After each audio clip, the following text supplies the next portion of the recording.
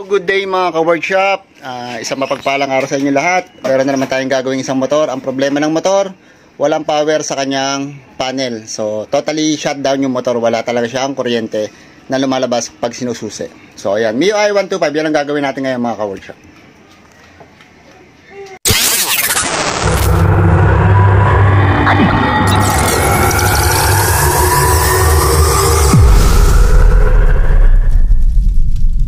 So, yun nga mga ka-workshop, ang problema ng motor, walang kuryenteng nalabas sa kanyang panel. So, ayan. Kahit i-on mo, so ayan, walang kuryente. Busina, wala. Signal, wala din. So, ang unang check mo dyan, syempre, yung fuse. Dahil nga walang power, syempre check natin yung fuse. So, yung fuse niya nandito, check nyo, katabi ng battery. So, open nyo lang to. Tapos, check nyo yung fuse. So, ito yung fuse nya. Check natin. Yan, yung fuse. So, 15 amps. So, ayan. Check natin yan, syempre. So, kung makikita nyo naman, buo yung kanyang fuse, pero check pa rin natin gamit tayo ng test light. So, what ay test light. Yan. Lagay natin sa ground. Yung isa. Tapos, subukan muna natin kung okay yung test light natin. Positive.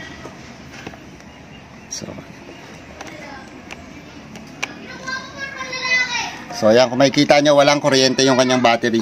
So ayan, totally drain. Wala talagang kuryente. Zero.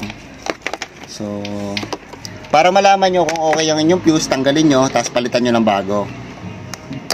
Ayan. Pero nakita nyo, sinukat natin yung kanyang battery, walang lumalabas na kuryente sa kanyang battery. So ibig sabihin, totally drain siya. So ayan, papalitan natin yung fuse para malaman natin kung sa fuse nga ang problema. So, kung wala tayo ng fuse, ito yung fuse, lagay natin.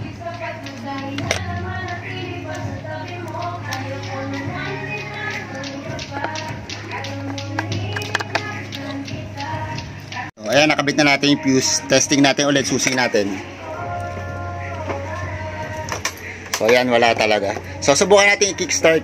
Kasi yung ganito, kapag okay naman ang yung charging system, maandar pa rin to kahit na low bat yung battery.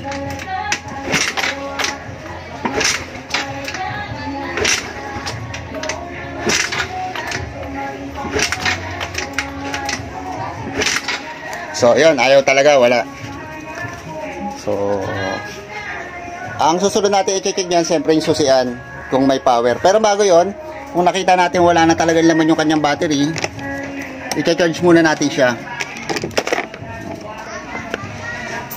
I-charge muna natin yung kanyang battery kasi totally drain talaga siya, lobat na lobat.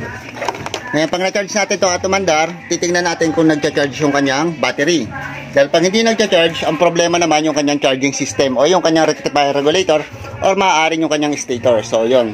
So, subukan natin muna i-charge yung kanyang battery. O, charge na natin mga ka-workshop yung kanyang battery. Ngayon, testing natin kung magkakailaw na yung kanyang panel. So, ayan, naka-charge siya. So, susi natin. Susi natin mga ka-workshop. So, ayan, makikita nyo okay na. So, ibig sabihin, walang problema yung kanyang susiang, wala rin problema yung kanyang fuse. So, ang problema nito, alam nyo kung ano mga ka-workshop, ay yung kanyang batteries. Ayan lang. Okay na yung kanyang busina, ganoon rin yung kanyang headlight, okay na. So, hindi mo pa lang siya mapush start kasi nga, wala talagang laman yung kanyang battery. Pero, aanda na to once na kick-start natin mga ka-workshop. So, subukan natin i-kick-start na siya. Kanina hindi siya makick. So, ayan. Maandar na siya. Ayan na, kick-start natin, maandar na siya. Tanggalin muna natin yung charging. Ayan, tanggal muna natin yung charger. So, maandar na yung motor. Okay na, may busina na. So, siyempre, ganyan, napaandar na natin dahil na-charge natin ng konti yung battery, napaandar natin kickstart.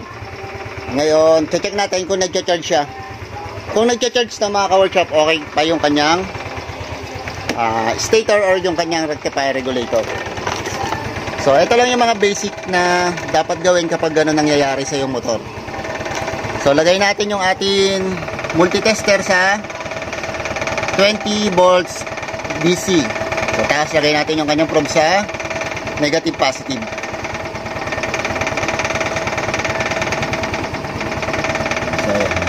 So kung makikita nyo, nagre-reading pa ng 14.4, 14.3. Ibig sabihin, goods pa yung kanyang charging system. So yun, swerte. Hindi gagastos dito ng malaki mga ka-workshop. Ang papalitan lang natin dito, battery. So yun ang problema niya. Yun ang gagawin nyo, ang i-check nyo kapag nangyari yan sa motor nyo mga ka-workshop.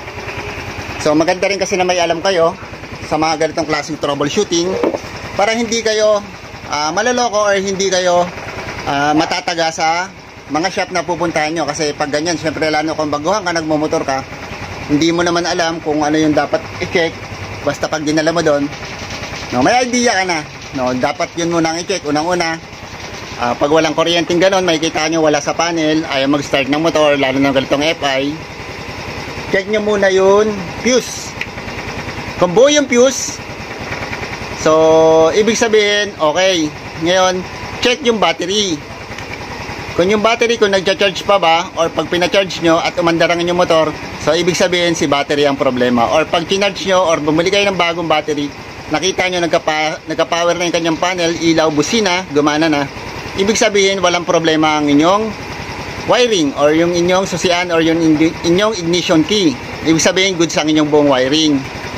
So ang susunod nyo doon, yung kanyang charging system. No, kailangan nagcha-charge siya. Once na umaandar ang yung motor, kailangan umangat ang charging system mo. So gamit ka multitester o voltmeter, kailangan tumataas ang iyong voltage mga ka-workshop. So yun ang mga i-check mo, mga basic check, para hindi ka maloloko ng iyong pupuntahan na shop. So yun lang mga ka-workshop. So palit ng battery ito mga ka-workshop. 650 lang magagastos nito, no? Ngayon kung original naman, medyo mahal. Nasa inyo na yan kung anong battery gagamitin nyo. So yun lang ang tips natin mga ka-workshop. Sana meron ako na ibahagi sa inyo na pwede nyo may apply or makapulutan ng aral about sa pag-check o diagnose ng ganitong klaseng problema sa inyong motor. So ride safe sa ating mga ka-workshop. O nga pala, kung hindi ka pa subscriber, subscribe sa akin YouTube channel, Jello Workshop. Tapos mga ka-workshop, follow nyo ako sa aking FB page ha, Jello Moto. So yun, yung mga ganitong klaseng video, ina-upload din natin ito mga ka-workshop para lagi nyo nakikita at napapanood yung mga bagong video yung ina-upload natin. So Jello Moto sa akin FB page. So yun, ride safe, God bless. UI 125, kahit walang battery, aandar ito mga ka-workshop. So pag nangyari sa inyong motor na walang kayo ng battery or nasira ang inyong battery, papakita ko lang sa inyo na kahit na walang naka-installed na battery sa iyong motor, aandar yan. So ayan, susi natin, ang wala lang sa iyo, panel, walang mga busina o yung mga accessory light na sinasabi. Pero sa kickstart, aandar yan mga ka-workshop. So kickstart lang natin.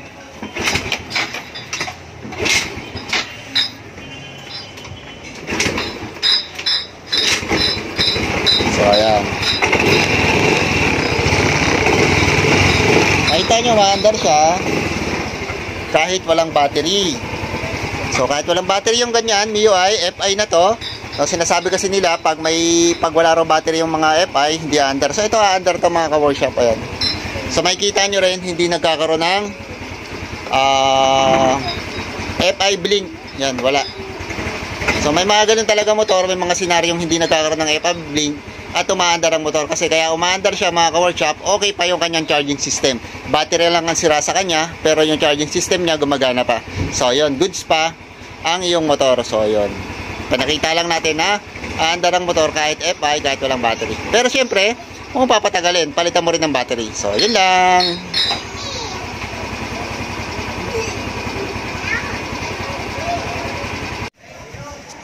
So okay na mga ka-workshop, napalitan na natin ng bagong battery. So ito testing na natin, no? Kanina wala siyang power at hindi umaandar. So ayan. So OD ang binili natin, tapos susi natin mga ka-workshop. So ayan, makikita nyo okay na yung kanyang panel, may busina na rin. Signal light, headlight gumagana na. Push start. So gumagana na rin push start. So